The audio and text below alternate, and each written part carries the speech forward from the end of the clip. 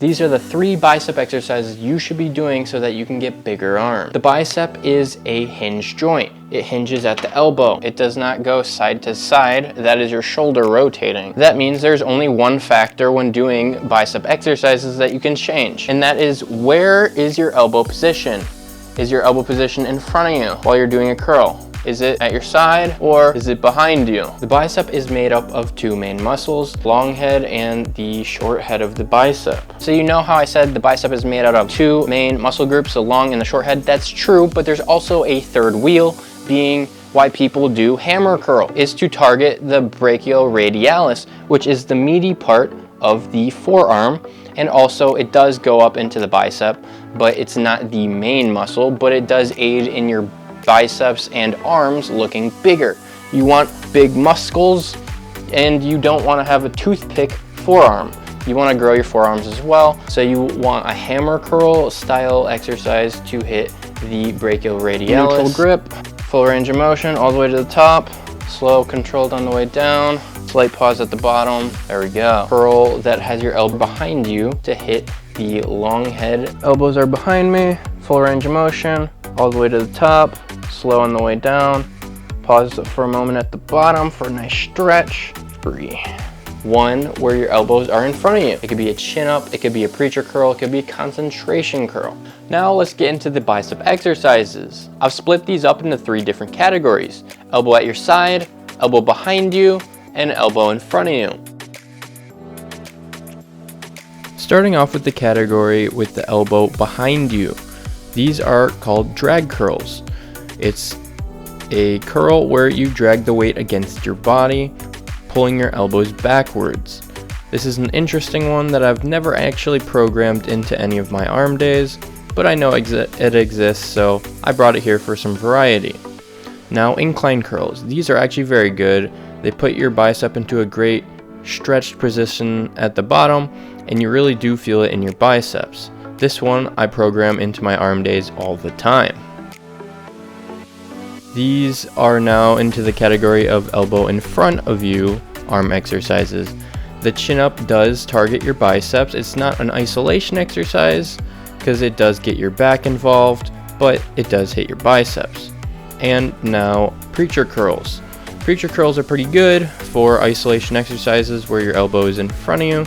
And the idea for all of these for good form is to get full range of motion, go all the way to the top, all the way to the bottom, slow and controlled on the way down, 3-4 seconds. A lot of these examples I'm not necessarily going that slow, but that is what I would recommend if you want to best train for hypertrophy. Now these are spider curls, where you lay against the back of a bench at an inclined angle and you curl. I also haven't done those in a program. And then these are standard curls. Your elbow is now at your side, and we're at the category where your elbow is at your side. And this it doesn't specifically target either head, and that's fine. And now supinated curls, where you start out in a neutral grip and then you twist palms up at the top and then you untwist on the way down. Now hammer curls. Hammer curls are good for targeting your upper forearm as well as your bicep.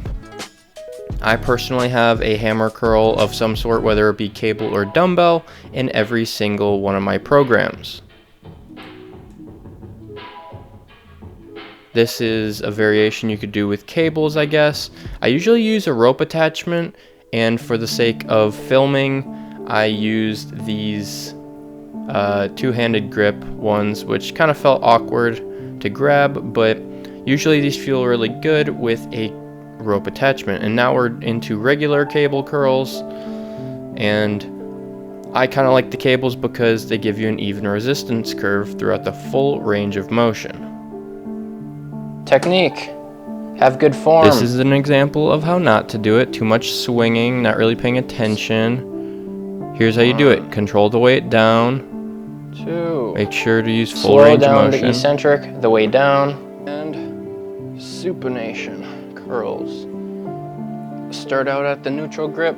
Stretch. Pause at the bottom. Prioritize your biceps. If you have them at the beginning of your workout, you'll get better results than if you were to have them at the end of your workout when you'd rather be doing anything else, like kicking rocks, laying on the couch, or even staring at a wall. One thing to take into consideration is how many and how often are you doing pulling motions for your back. If you have your biceps on a pull workout and you do biceps last, not only are you doing biceps last when you're tired, but you're also pre-fatiguing them by doing pulling motions because your bicep is incorporated and is active while doing any pulling motion, whether it be a vertical lat pull down, horizontal, any cable row or dumbbell row. Building muscle is fucking hard, so you have to work out and have high intensity if you hope to see good results. However, if you are a beginner and this is like your first month, then you don't have to go to failure, and you probably shouldn't. You should probably go pretty easy. When writing an arm workout, it's pretty simple because it pretty much works for any muscle group, so apply the same principle to any other muscle group, your chest, your back, your legs.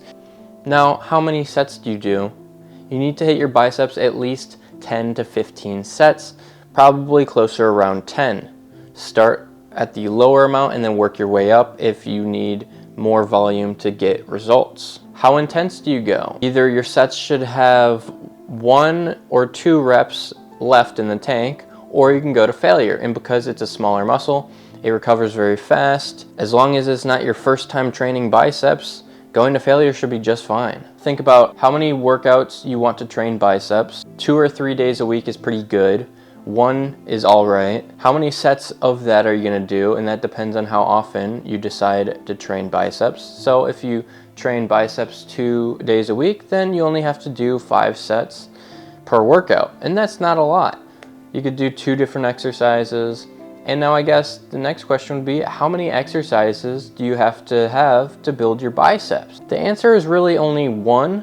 If you really want to cover all your bases just in case, having an exercise where your elbow is set behind you and then having one where it's in front of you will cover all your bases. And then if you just throw in a hammer curl, that'll be 3 exercises. So you can do any sort of standard curl. It doesn't have to be extravagant, it doesn't have to be fancy.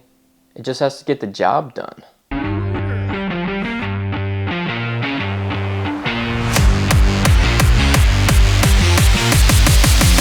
Subscribe! Subscribe!